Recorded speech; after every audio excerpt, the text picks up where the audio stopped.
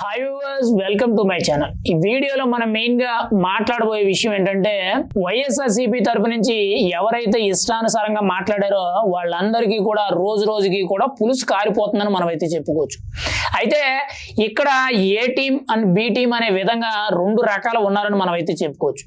అయితే ఇక్కడ మెయిన్ గా చూసుకుంటే వైఎస్ఆర్సీపీ సోషల్ మీడియాలో ఏ టీం కింద అంటే వర్ర రాఘవరెడ్డి, సజ్జల భార్గవ రెడ్డి అండ్ అర్జున్ రెడ్డి, జగన్ రెడ్డి మేనల్లుడు ఎవరైతే ఉన్నారో అర్జున్ రెడ్డి, వీళ్ళ ముగ్గురు కూడా ఏ టీం అంటే రెడ్డి సామాజిక వర్గానికి చెందిన వాళ్ళు.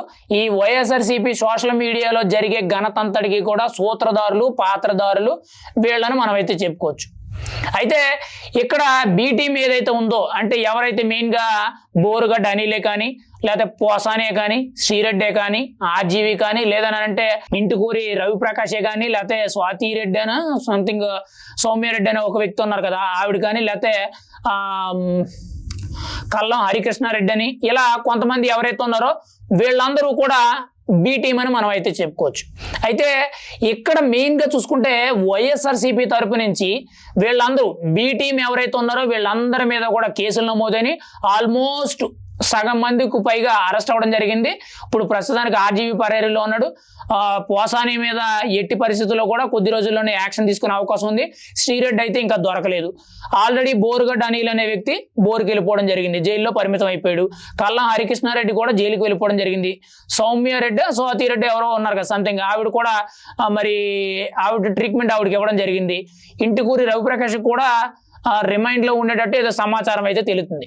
అయితే ఈ బి టీంలో ఎవరైతే ఉన్నారో ఆ 8, 9, 10 మంది ఎవరైతే ఉన్నారో వీళ్ళందరూ కూడా గతంలో డబ్బులు తీసుకోనో లేదా జగన్మోహన్ రెడ్డి అభిమానంతోనో ఇష్టానుసారంగా మాట్లాడడం జరిగింది. ఇప్పుడు వీళ్ళ మీద దాదాపుగా ఒక్కొక్కరి మీద 3 కేసులను, 5 కేసులను, 10 కేసులను, 20 కేసులు పైగా నమోదైన దాఖలాలు కూడా ఉన్నాయి. మరి వీళ్ళందరూ కూడా వీళ్ళు ఆల్రెడీ చాలా వరకు కూడా జైలుకి వెళ్ళిపోయారు. కానీ ఇక్కడ మెయిన్ గా చూసుకుంటే ఎంతమందికి వైఎస్ జగన్మోహన్ రెడ్డి కానీ వైఎస్ఆర్సీపీ పార్టీయే కానీ సపోర్ట్ ఇచ్చింది ఒకసారి ఆలోచించుకోండి. శ్రీరెడ్డికి ఈ సపోర్ట్ ఏమీ లేక, జగన్మోహన్ రెడ్డి సపోర్టే కానీ పార్టీ సపోర్ట్ ఏమీ లేక చేతులు ఎత్తేసి దండం పెట్టేసి నన్ను క్షమించండి, నన్ను వదిలేయండి, ఇంకెప్పుడు కూడా నేను రాజకీయాల్లోకి రాను అనేటట్టు ఏడుతూ లెటర్లు రాయడమే కానీ లేదంటే వీడియోలు పెట్టడం జరిగింది. పోసాని కూడా రాజకీయాలకు గుడ్ బై చెప్పేశాడు. ఇటు శ్రీరెడ్డి ఎలా చెప్పిందో పోసాని కూడా వీళ్ళిద్దరూ కూడా ఒక మైండ్ గేమ్ లాంటిది ప్లాన్ చేసి వీళ్ళిద్దరు సైడ్ అయిపోవడం జరిగింది. ఆర్జీవి అయితే పరారీలోనే ఉన్నాడు.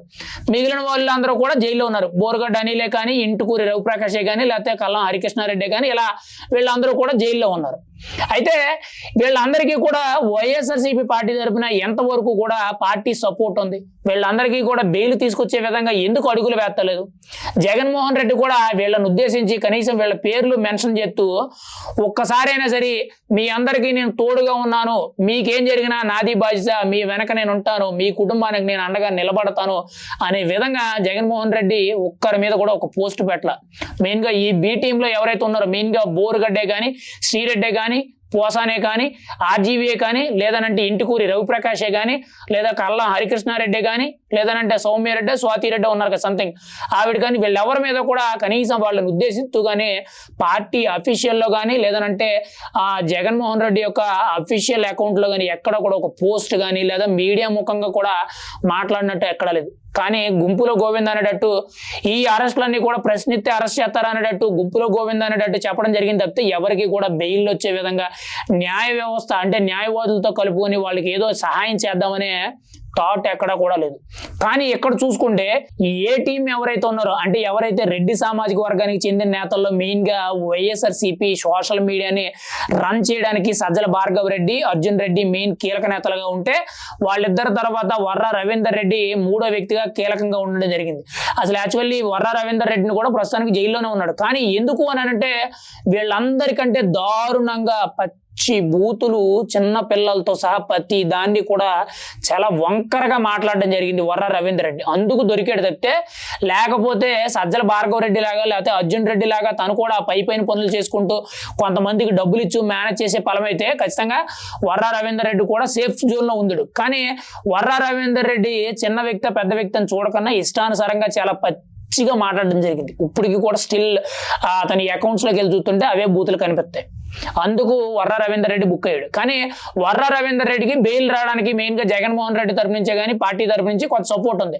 అంటే ఏ టీం ఎవరైతే ఉన్నారో సజ్జల భార్గవ రెడ్డికి, అర్జున్ రెడ్డికి, మెయిన్గా వర్ర రవీందర్ రెడ్డికి వీళ్ళందరూ కూడా సేఫ్ జోన్లో ఉన్నారు. వీళ్ళకి జగన్మోహన్ రెడ్డి అండా ఉంది. అండ్ వైఎస్ఆర్సీపీ పార్టీ తరఫున కొంత బలం, న్యాయవాదుల బలం అనేది ఉంది. కానీ ఇక్కడ బి టీం ఎవరైతే ఉన్నారో వీళ్ళందరూ కూడా మట్టి కొట్టుకుపోయారని మనం అయితే చెప్పుకోవచ్చు. అంటే నేనేం చెప్తున్నానంటే జగన్మోహన్ రెడ్డికి ఎవరు అవసరం, ఎవరు అవసరం లేదు, ఎవరిని ఎంతవరకు వాడాలి అనే దాని మీద ఒక క్లారిటీ అయితే ఉంది, ఫుల్ క్లారిటీ ఉంది. ఇక్కడ సజ్జల భార్గవ రెడ్డి ఇంకా అరెస్ట్ అవ్వలేదు, అప్పుడే ముందస్తు బెయిల్ కూడా పిటిషన్లు కూడా వేయడం జరుగుతుంది. అర్జున్ రెడ్డి ప్రస్తుతానికి విచారణలో ఉన్నాడని చెప్పి సమాచారం తెలుస్తుంది. మరి ఈయన ఎప్పుడు జైల్లో గెంటుతారని తెలియదు. కానీ అర్జున్ రెడ్డి పాత్ర ఏంటంటే కొంతవరకే, ఆయన అంత అసలు ఎవరికి కూడా తెలియదు. కానీ మెయిన్ ఈ సోషల్ మీడియానంతటిని కూడా నడిపింది, దీని అంతటికి కూడా అంటే సోషల్ మీడియాలో ఇంత దారుణంగా పచ్చిగా ఇలా టార్గెట్ చేస్తూ మాట్లాడడానికి కర్మ, కర్త, క్రియ, పాత్రధారి, సూత్రధారి అన్నీ కూడా సజ్జల భార్గవ రెడ్డి. ఆ సజ్జల భార్గవ రెడ్డి ఆల్రెడీ ఎప్పటి నుంచో కూడా పరారీలో ఉన్నాడు, అమెరికాలో ఉన్నాడు అనేటట్టు కొంతమంది అయితే చెప్పుకుంటున్న సమాచారం. మరి ఎంతవరకు వాస్తవం అనేది పక్కన పెట్టాలి మనం. ఆయన ఎప్పుడు దొరుకుతాడా, ఎప్పుడు అరెస్ట్ అవుతాడు అనేది అయితే మనకు తెలియదు. కానీ ఇక్కడ వర్ర రవీందర్ రెడ్డి ఆల్రెడీ అరెస్ట్ అయ్యాడు, తనకి ఇవ్వాల్సిన కోటింగ్లు ఇచ్చారు, కొంతవరకు కూడా జైల్లో ఉన్నాడు. మరి బెయిల్కు ట్రై చేస్తున్నారు, బెయిల్ రాగానే వెంటనే కూడా విడిపించుకొస్తారు.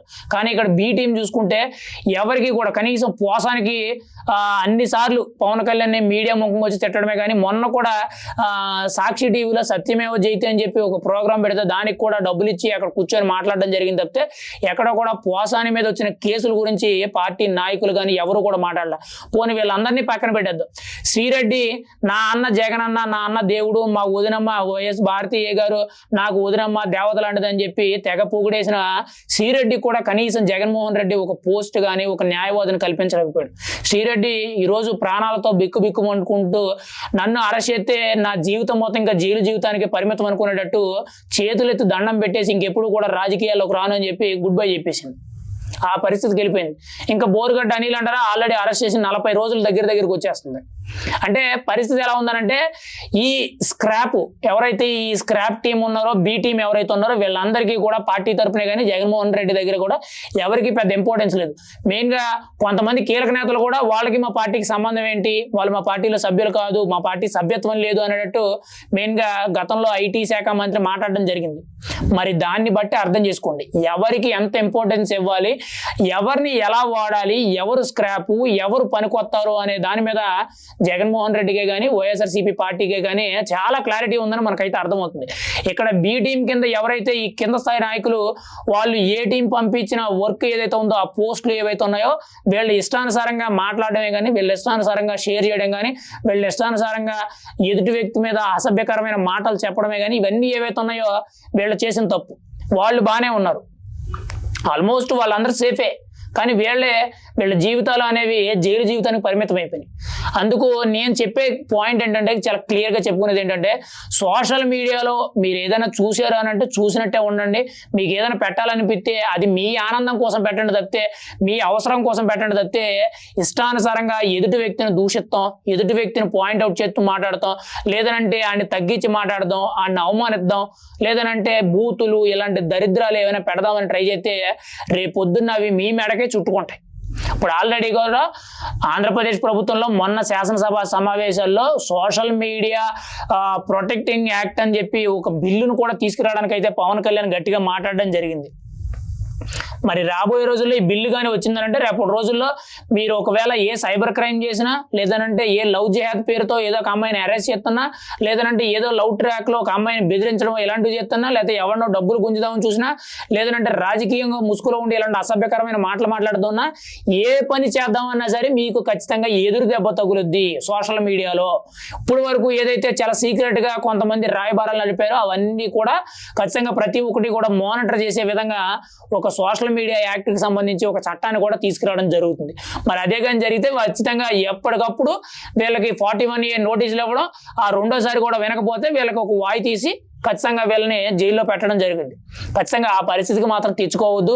ఎవరో చెప్పారని డబ్బులు ఇచ్చారని చెప్పి ఎవరు కూడా సోషల్ మీడియాలో ఇష్టానుసారంగా పెట్టొద్దు.